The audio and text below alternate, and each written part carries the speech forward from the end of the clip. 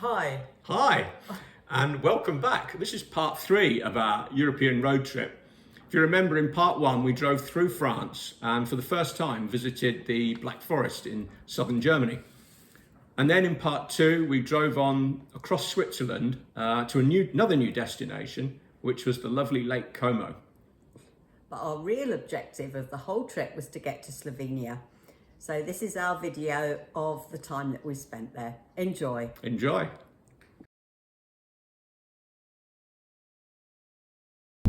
Zdravo, Slovenia! Slovenia was part of the former Yugoslavia. Its part of the war in the early 90s only lasted 10 days, after which in 1991 it became an independent country.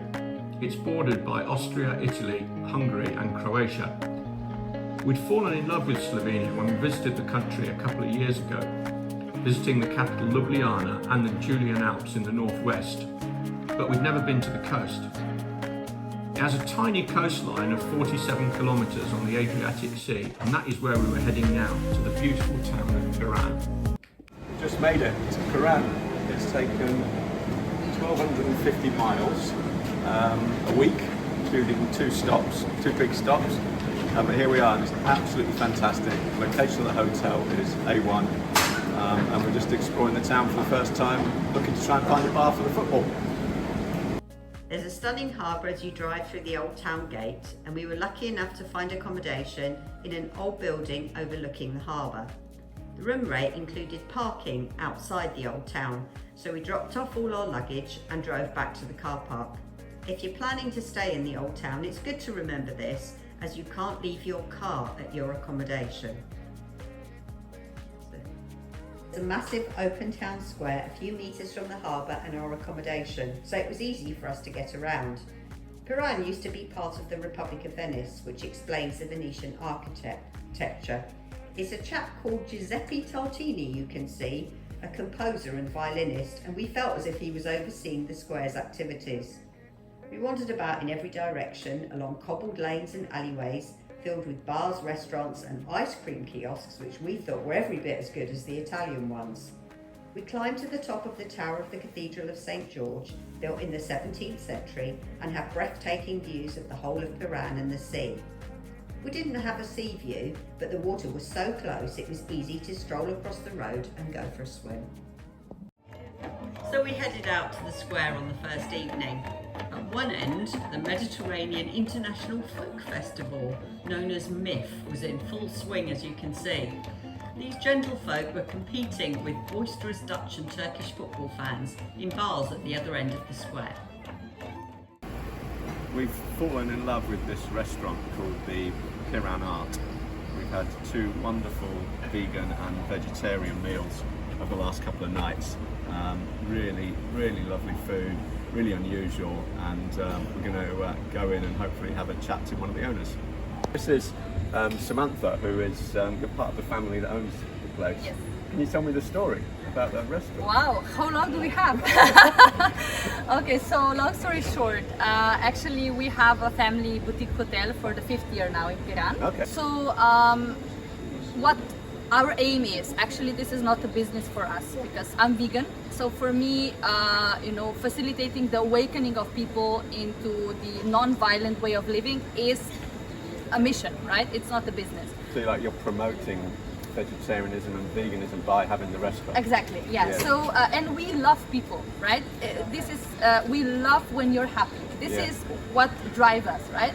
But we have to do a call out for your legendary mother, right? Yeah. I mean, she is an incredible lady. Yes. As far as we can see, she works so hard in the kitchen, right? Yes. She starts at 5 a.m. and starts preparing the bread because we have everything homemade. Homemade pasta, homemade pizzas, gelato, homemade gnocchi, then the bread, of course. Yeah. So she starts at 5 and finishes like 1 a.m. So she's really incredible, and actually it's a whole lineage of cooks. My grandmother was the chef of the Austrian emperor. And one thing that is also different from the other restaurants. We grow our own food. Yeah. So we have more than 1,000 plants of tomatoes, different tomatoes and melons, and Nearby, yeah? Yeah, it's a nearby. 15 minutes from here, we have 2 estates. Yeah. So we grow everything as well with love. Yeah. So then we cook with love, we serve with love, and we encourage you also to eat with love as well. Well, look, thank you so much for your time. Thank you so much for We're going to come coming. inside now and buy some of your marmalade and other Thank things you. if we may. Thank Yeah. you, of course. Thank you so much. But thank you for giving us such a lovely time in Piran. No, It's been it wonderful. was a pleasure having you, and welcome to Piran, welcome to Piran Art. Thank you.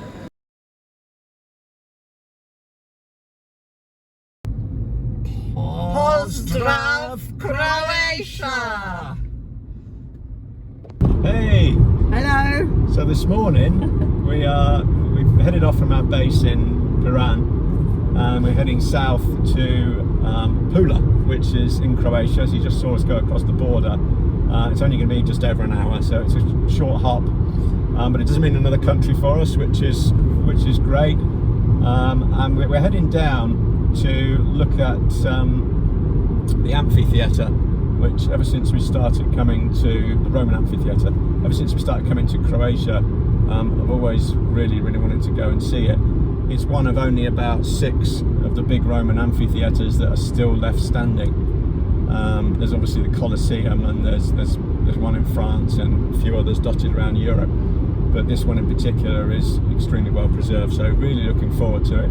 It does represent the southernmost point and the furthest we'll be from home. And I keep boring Teach with this, but unbelievably we're only still on our 2nd tank of petrol. So we filled up just before we left home, and we filled up again just on the French-German border, and we still got some fuel left. It's incredible. So I don't know how far we are now, probably about 1,300 miles from the point that we started. But anyway, that's not relevant. What's key here is going to see something that's been an ambition for a long time. So we'll update when we get there. So we're inside the arena now. It costs €10 each. I mean, it is absolutely amazing. It's one of the best preserved arenas, arguably even more so than the Colosseum, because the whole circle is complete. But there is a bit of an absence of available information here. There aren't any, or very few boards. So it's kind of, I wouldn't say it's disappointing, because that would be ridiculous for a 2,000-year-old architectural wonder. But it's difficult to bring it to life. We took our children to the Colosseum in Rome. There were guides, and we haven't found any guides either. There were guides to talk about, well, this is how they flooded the floor, and this is where the animals would have come in, and this is where the gladiators, etc. But I mean, overall, it's architecturally a wonder, and incredible that it was built in BC 100. It's just remarkable. As you can see behind me, there's the screens up, so it's obviously a concert venue, and we just checked it on Google. And what was it they said last week was Simple Minds. On the 3rd, yeah. On the 3rd, yeah. The next one up is Lenny Kravitz, and then they got Duran Duran at the end of July. Any of those would have been absolutely amazing, I bet. I couldn't imagine a better venue.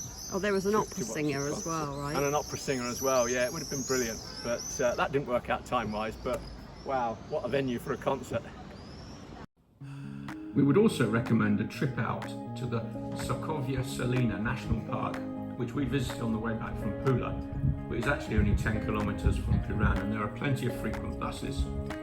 It contains a really interesting salt harvesting process that hasn't changed since the Middle Ages, and they produce very high-grade salt for sale.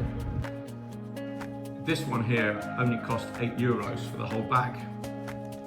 It also claims to have 290 different species of bird, so if you're a twitcher, then this really is the place for you.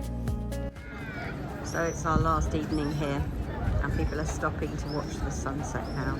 It's been really hot today, but it's cooling down now, and it's so pleasant outside.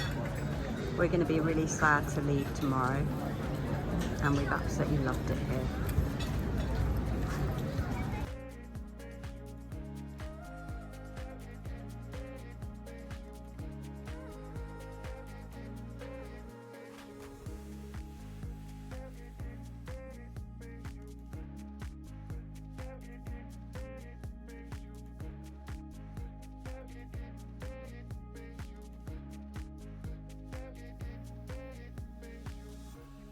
On our way up to Austria, and before leaving Slovenia, we stopped for a couple of hours in Lake Bled.